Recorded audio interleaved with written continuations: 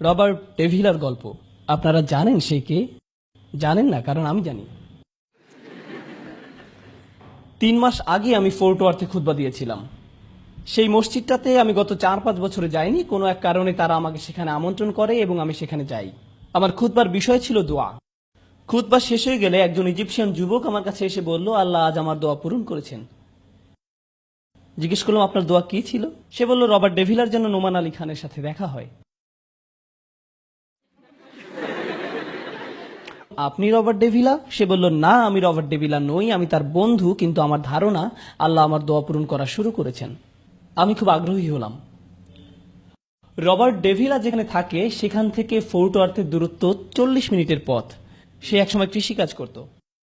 তার কোনো একটা জেনেটিক সমস্যা ছিল, যে কারণে জীবনের একটা সময় এসে তার শরীরের গলার নিচ থেকে পা পর্যন্ত প্যারালাইজড হয়ে গিয়েছিল এবং সে এখন একটা নার্সিং হোমেই থাকে। বেশিরভাগ রোগী সেখানে 90 কিংবা 100 বছরের বৃদ্ধ। একমাত্র রবার্টই সেখানে 30 বছরের একজন যুবক, যার পুরো শরীর প্যারালাইজড ছিল। ওকে, সে গত 10 বছর ধরে এই নার্সিং হোমেই আছে। তার পরিবার তার জন্য একটা বিশেষ ধরনের ভয়েস কমান্ড কম্পিউটারের ব্যবস্থা করে দিয়েছিল, যেটা দিয়ে সে তার কণ্ঠ দিয়ে ইন্টারনেট ব্যবহার করে পৃথিবীর খোঁজ খবর রাখতে পারত। তার রুমে প্রতি সপ্তাহেই খ্রিস্টান পাদ্রীরা সাপ্তাহিক প্রার্থনার জন্য আসতো। আর তার সবচেয়ে কাছের বন্ধু ছিল তার পাশের খাটেই। সেও প্যারালাইজড ছিল এবং তার একটা লিভারের প্রয়োজন ছিল। তারা দুই বন্ধু সবসময় স্রষ্টা, জীবন ইত্যাদি নানা রকম বিষয় নিয়ে কথা বলতো। তারা খুবই ভালো বন্ধু ছিল। একদিন রবার্টের বন্ধু খবর পেল যে তার জন্য একজন লিভার ডোনার পাওয়া গেছে। সে খুবই খুশি হয়ে উঠল। সে রবার্টকে বলল, রবার্ট, আমি একজন ডোনার পেয়েছি, আমাকে যেতে হবে। আমি তোমাকে খুবই মিস করব, কিন্তু আমাকে যেতে হবে। রবার্টের বন্ধু চলে যায়। সে আসলেই চলে যায়। অপারেশন টেবিলে লিভার ট্রান্সপ্লান্টের সময় সে মারা যায়। রবার্টের এই বন্ধুটিও খ্রিস্টান ছিল। তার গলায় একটা ক্রুশ ঝুলত সবসময়। তার বোন সেই ক্রুশটা স্মৃতিচিহ্ন হিসাবে রবার্টকে দিয়ে যায়। ক্রুশটা রবার্টের বিছানার পাশেই ঝুলত। সেটা তার বন্ধুর স্মৃতি ছিল। রবার্ট খুব সাধারণ এবং সাদাসিধা জীবনযাপন করত। সে নার্সিং হোমেই থাকতো, নার্সরা তার দেখাশোনা করত। একদিন রবার্ট স্বপ্নে একজন লোককে দেখল। সে তার নাম বলল মোহাম্মদ। লোকটি আঙুল দিয়ে ক্রুশটি দেখিয়ে রবার্টকে বললেন, আল্লাহ এই জন্য তার নবীদের পাঠাননি যেন মানুষ তাদের উপাসনা করে, বরং আল্লাহ নবীদের পাঠিয়েছেন যাতে মানুষ আল্লাহর উপাসনা করে। আর ঈসা হচ্ছেন কেবলমাত্র একজন মানুষ। তিনি বাজারও যেতেন, খাবারও খেতেন। স্বপ্নটা এখানেই শেষ হয়ে যায়। রবার্ট শুধুমাত্র ঈসা আলাহিসাল্লাম নামে একজনকে জানত। এখন সে মুহাম্মদ নামে একজনের নাম শুনল, যে তাকে বলেছে নবীদের কাজ হলো তারা মানুষকে আল্লাহর ইবাদত করতে বলে, নবীদের না। সে মুহাম্মদকে খুঁজতে লাগলো। সে ইসলামকে খুঁজে পেল। সে ঈমান আনল। যেহেতু সে এখন একজন মুসলিম, কাজেই সে কুরআন সম্পর্কে জানতে চাইল। সে খুঁজে খুঁজে কিছু চ্যাট রুমে গেল আর অনুরোধ জানালো, কেউ একজন আমাকে কোরআন শেখাও। প্রায় সাথে সাথেই সে একজন ইজিপশিয়ানকে পেয়ে গেল, যে তাকে আরবি শিখাতে এগিয়ে আসে। সে তাকে আরবি বর্ণমালা শিখিয়ে দেয়। আর যখন আরবি বর্ণমালা শেখা হয়ে গেল, তখন সে কোরআন পড়া শিখল। সে তার বেডে শুয়ে শুয়ে কোরআনের 10টি সূরা মুখস্থ করল। রবার্টের মনে হলো, আমি কোরআন পড়তে শিখলাম, নবী সম্পর্কে জানা শুরু করলাম, কিন্তু আমাকে জানতে হবে কোরআনের শিক্ষা আসলে কি। সুতরাং সে খুঁজতে লাগলো কিভাবে কোরআন বোঝা যায়, এবং কোনো একভাবে সে আমার লেকচারের ভিডিওগুলো পায়। সে সেগুলো দেখা শুরু করে এবং প্রায় সবগুলোই দেখে ফেলে। এরপর সে হ্যাঁ, এখানে আরেকটি ঘটনা। সেই নার্সিং হোমে একজন ইজিপশিয়ান লোক ছিল, যে টুকটাক সার্ভিসিং এর কাজ করত। তার নিজেরও একটা চমৎকার গল্প আছে। সে একজন মুসলিম, কিন্তু খুব একটা ধর্ম মেনে চলত না। তার সবচেয়ে কাছের মসজিদটা ছিল তার থেকে 50 মাইল দূরে। এজন্য সে চার্চে যেত, যাতে করে আল্লাহকে পাওয়া যায়। সে মুসলিম, কিন্তু আল্লাহকে পাওয়ার জন্য চার্চে যেত। একদিন সে রবার্টের রুমের পাশ দিয়ে যেতে শুনল, ওয়াল আসরি ইন্নাল ইনসানা লাফি খুসর। সে রুমে ঢুকে জিজ্ঞেস করলো, রবার্ট, তুমি কি শুনছো? রবার্ট বলল, কই কিছু না তো, আমিই পড়ছিলাম। সে জিজ্ঞেস করলো, তুমি মুসলিম হয়েছ? রবার্ট বলল, হ্যাঁ, আমি মুসলিম হয়েছি। এবার রবার্টের বন্ধু খুবই অবাক হলো। কিভাবে আল্লাহ আমেরিকার চার্চের নগরীর মধ্যে একজনকে পথ দেখাতে পারেন, যার বেডের পাশে ক্রুশ ঝুলে থাকে, নার্সিংহোমের বেডে শুয়ে থাকা ছাড়া নড়াচড়া করার মতো যার কোনো ক্ষমতা নেই, সে নিজে নিজে বলে উঠল, আমি আবার আল্লাহর কাছে ফেরত আসতে চাই। রবার্ট তার এই ইজিপশিয়ান বন্ধুকে তার অনলাইন শিক্ষক নোমান আলী খানের কথা বলে। এবার সেও আমার ভিডিওগুলো দেখতে শুরু করলো।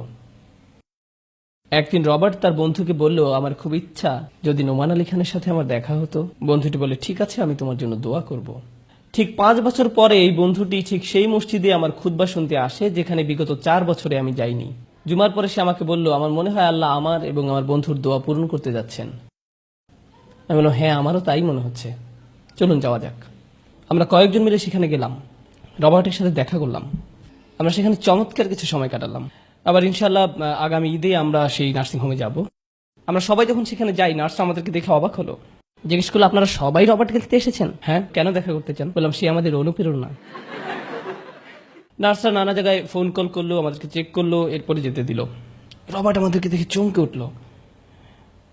আমি রবার্টের সাথে কথা বললাম, তাকে বললাম, রবার্ট, আমি শুনেছি আপনি কয়েকটি সূরা মুখস্থ করেছেন। সে বলল, হ্যাঁ। জিজ্ঞেস করলাম, আমাকে একটা শোনাতে পারেন? সে আমাদেরকে সূরা আসর শোনালো। আমাদের মধ্যে এমন একজনও ছিল না যে কাঁদেনি। প্রত্যেকের চোখ থেকে টপ টপ করে পানি ঝরছিল। যখন কেউ আল্লাহর দিকে ফিরে আসে, সাহায্য নিয়ে ভাববেন না, আল্লাহর সাহায্য আসবেই, পথ নির্দেশনা আসবেই। أعوذ بالله من الشيطان الرجيم بسم الله الرحمن الرحيم لإيلاف قريش إيلافهم رحلة الشتاء والصيف فليعبدوا رب هذا البيت الذي أطعمهم من جوع وآمنهم من خوف. আমি রবার্টকে নিয়ে আরো কিছু বলতে চাই, কারণ এখানে তরুণরা আছে। তরুণরা সুস্বাস্থ্যের অধিকারী, তরুণরা উদ্যমী, তরুণরা স্বপ্ন দেখে। আমি রবার্টের প্যারালাইসিস সম্পর্কে বলেছি, তার পুরো শরীর। তার একটা বিশেষ হুইল চেয়ার ছিল যেটি তার শরীরের প্রত্যেকটা অংশকে প্রত্যেক জায়গায় আটকে রাখত। এটি তার ঘাড় থেকে পুরো শরীরকে আটকে রাখত, কারণ শরীরের উপরে তার কোনো নিয়ন্ত্রণ ছিল না। এবং তার একটা ভ্যান ছিল বিশেষ, যেটি তার এই হুইল চেয়ারকে আটকে রাখতো, যাতে করে তার শরীরে কোনো ঝাঁকুনি না লাগে, কারণ সে ঝাঁকুনি সহ্য করতে পারতো না। একদিন সে অনুরোধ করলো সে জুমার নামাজে যেতে চায়। সেদিন তার বিশেষ ভ্যানটি ছিল না, তাকে একটা সাধারণ ভ্যানে পাঠানো হলো এবং সে সাধারণ ভ্যানে চড়ে গেল এবং তার যথারীতি আঘাতও লাগলো। সে জুমার নামাজে গেল এবং ফিরে এলো প্রচন্ড ব্যথা নিয়ে। তারা বলল, রবার্ট, আমরা দুঃখিত, তোমাকে আর তোমার হুইল চেয়ারটিতে বসতে দিতে পারবো না। তোমাকে পুরো বেড রেস্টে থাকতে হবে অন্তত আগামী 6 মাসের জন্য। তুমি যদি এরপর ভালো হও তারপর আমরা ভেবে দেখব। আমরা যখন তার সাথে দেখা করতে যাই তখন ইতিমধ্যে 3 মাস হয়ে গেছে যে সে পুরোপুরি বিছানায়। তার পিঠের ব্যথার কারণ ছিল সে জুমার নামাজে গিয়েছিল। তারপরে সে আমাকে বলে, আমি আমার জীবনেও এত শান্তির কোনো জায়গায় যাইনি মসজিদের চেয়ে। নোমান ভাই, আপনি জানেন আমি এরপর কি করব? আমি আমার চেয়ারটা ফেরত পেলেই আবারও নামাজে যাব, আমি আবারও মসজিদে যাব, কারণ আমার জীবনে আমি ওইরকম অনুভূতি পাইনি। সে এমন একজন যার দুটি চোখ আর মুখ ছাড়া তার কোনো শারীরিক ক্ষমতা নেই। তারপর সে বলে, আমি একমাত্র মসজিদেই শান্তি পাই। আমরাও এখানে বসে আছি। আমি আসলে চিন্তা করি না কে কোন আদর্শের, কে কোন চিন্তাধারার, কে বা কারা বললো মসজিদে অনেক ফিতনা ফাসাদ হয়। সবকিছুর পরেও এটা আল্লাহর ঘর। সেখানে শুধুমাত্র আল্লাহর সাথে কথা বলার জন্য যান, মানুষের সাথে কথা বলার জন্য না। শুধুমাত্র আল্লাহর সাথে কথা বলার জন্য, আল্লাহর সাথে কথা বলার জন্য যান। শুধু আপনি আর আল্লাহ, আপনি আর আল্লাহ, ব্যাস, এতটুকুই। অন্য অন্য জিনিসগুলো আস্তে আস্তে আসবে। আপনি নিজেই টের পাবেন আপনি অন্য মানুষে পরিণত হচ্ছেন। আল্লাহ যদি রবার্ট ডেভিলাকে পথ দেখাতে পারেন, তাহলে তিনি যে কাউকে পথ দেখাতে পারেন। আপনারা জানেন সে আমাকে কি বলেছে, আমার মাঝে মাঝে মনে হয় কেন আল্লাহ আমাকে এমন করলেন। তারপর আমি নিজেই নিজের উপর হাসি। মনে হয় আল্লাহ আমাকে অনেক অনেক কিছু দিয়েছেন, আমি তার প্রতি কৃতজ্ঞ। যদি এটাই হয় আল্লাহর প্ল্যান আমাকে ইসলামে আনার জন্য, তবে এটাই যথেষ্ট, এটাই ঠিক আছে। আপনারা অনেক মুসলিম দেখবেন যারা অল্প একটু অসুখী হলেই বলে, কেন আল্লাহ আমার সাথে এমনটা করলেন। এবং মাঝে মাঝে এই লোকটাই বলে বসে যে আল্লাহ বলতে আসলে কেউ নেই।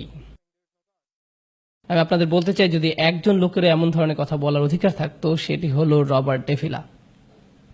সেই বলতে পারতো, আমি আল্লাহ বিশ্বাস করি না, যদি আল্লাহ থাকতেন তাহলে আমার এই অবস্থা কেন। এরপরও আমি তার চেহারায় যে নূর দেখেছি সেটি কারো চেহারায় দেখিনি, কখনো না। আমি তার মতো সুখী মানুষ কখনোই দেখিনি। সে একজন পরিপূর্ণ সুখী মানুষ। এবং সে প্রচন্ড সুখী, সত্যি সে সুখী। শেষ 7-8টি খুতবা যে আমি দিয়েছি তার প্রত্যেকটি ছিল রবার্টের সাথে আমার কথোপকথনের এক একটি লাইন, তার প্রত্যেকটি অসাধারণ। সে আমার শিক্ষক, আমি তাকে আমার শিক্ষক মনে করি। কেউ যদি আমাকে জিজ্ঞেস করে আপনার শায়েখ কে, আমি বলি রবার্ট ডেভিড। সবাই অবাক হয়, বলে সত্যি, এটা কি করে সম্ভব? আমি বলি হ্যাঁ, এটাই সম্ভব, এটাই সত্যি। পথ নির্দেশনা আমাদের চারপাশে আছে। আপনাকে চিন্তা করতে হবে না যে কি কি জিনিস নেই, বরং প্রচুর উদাহরণ আমাদের পাশে আছে। আপনারা জানেন আল্লাহ আসহাবে কাহাবকে কিভাবে রেখেছেন? ঘুমের মধ্যেও তিনি তাদেরকে নিয়ন্ত্রণ করছেন, তাদেরকে এপাশ ওপাশ করছেন।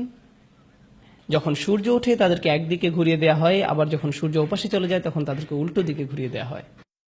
আল্লাহ ঘুমের মধ্যে আপনাকে সাহায্য করবেন যদি আপনি চাইতে পারেন। তিনি ঘুমের মধ্যেও আপনাকে সাহায্য করবেন। প্রত্যেকটা মুহূর্ত আপনি আল্লাহর নিয়ন্ত্রণে। ভাবতে পারেন, আল্লাহর সাহায্য নিয়ে আমাদের সন্দেহান হবার কিছু নেই। কিভাবে সাহায্য আসবে সেটা আল্লাহর কাজ। আপনার কাজ হচ্ছে তার সাথে কথা বলা, আপনার কাজ হচ্ছে তার সাথে যোগাযোগ করা। এই কথাটাই আমি আজকে আপনাদেরকে বলতে চেয়েছি। আল্লাহ সাহায্য পাওয়ার এটাই রাস্তা, এটাই। আপনি আল্লাহর সাথে কথা বলতে পারলে আপনার জন্য আল্লাহ দরজা খুলে দিবেন। আপনাকে বন্ধু দিবেন, আপনাকে শিক্ষক দিবেন, আপনাকে সাহায্য করবেন, সব দিবেন, যেন আপনি আল্লাহর দিকে আরো অনেক অনেক বেশি করে এগিয়ে যেতে পারেন, যেন আপনার জীবনটা আরো সুন্দর হয়। এটাই হলো মূল কথা যা আমি আজকে আপনাদেরকে বলতে চেয়েছি।